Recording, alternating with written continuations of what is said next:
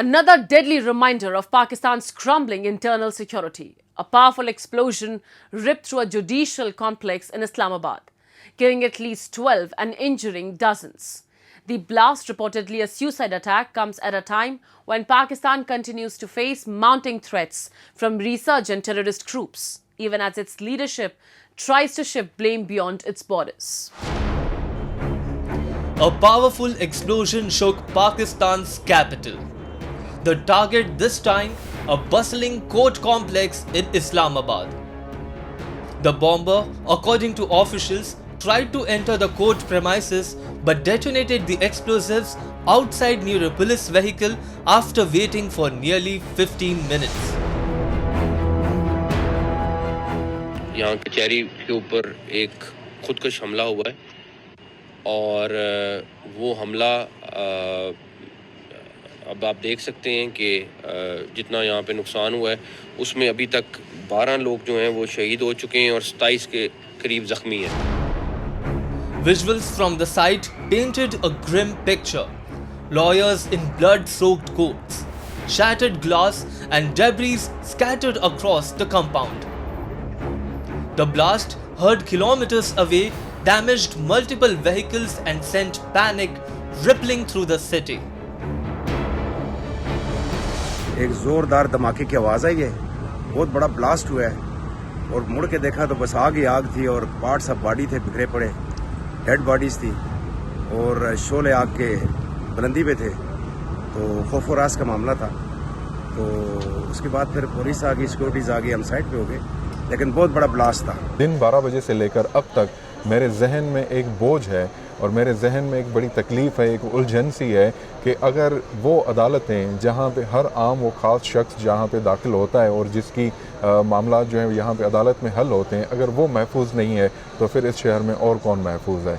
ये चीज़ बड़ी परेशान कुन है और जो आला अख्तियारात के लोग हैं उनको इसके ऊपर कोई ना कोई अमल करना चाहिए. The attack occurred during peak court hours, when hundreds of visitors and lawyers were inside the complex. Forensic teams were rushed to the site as authorities struggled to determine the nature of explosion.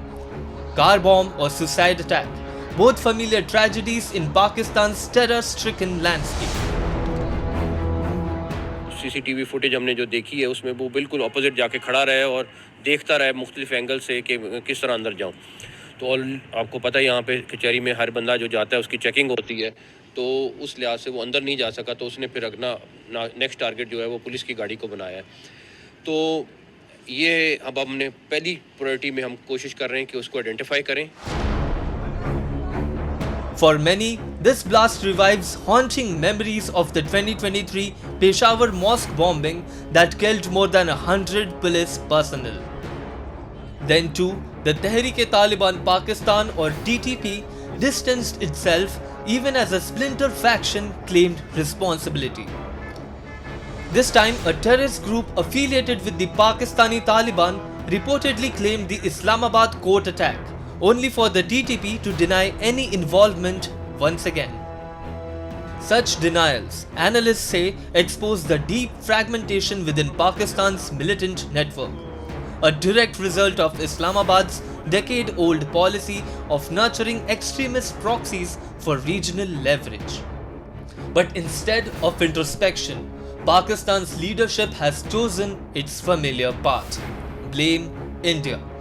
Prime Minister Shehbaz Sharif was quick to accuse Indian terrorist proxies of orchestrating the attack, without providing a shred of evidence. New Delhi dismissed the allegations as baseless and diversionary, calling them yet another attempt by Islamabad to deflect from its own governance and security failures. Even as Pakistan points fingers, the internal rot deepens. Its own security agencies, underfunded and demoralized, remain unable to contain a militant resurgence that has steadily crept from the tribal belt to major urban centers.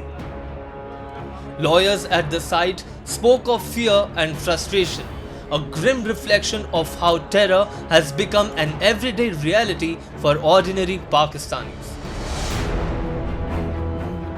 इस खौफ की फ़ज़ा को ख़त्म करना हमें ज़रूर ख़त्म करना चाहिए और कोशिश करनी चाहिए कि हम सब लॉयर्स इकट्ठे हों और यकजहती का इजहार करें आपस में, और जो हमारी सिक्योरिटी लैब्स हैं उनको कवर अप करने के लिए उनको हाईलाइट करें ताकि वो कवर अप हो सके।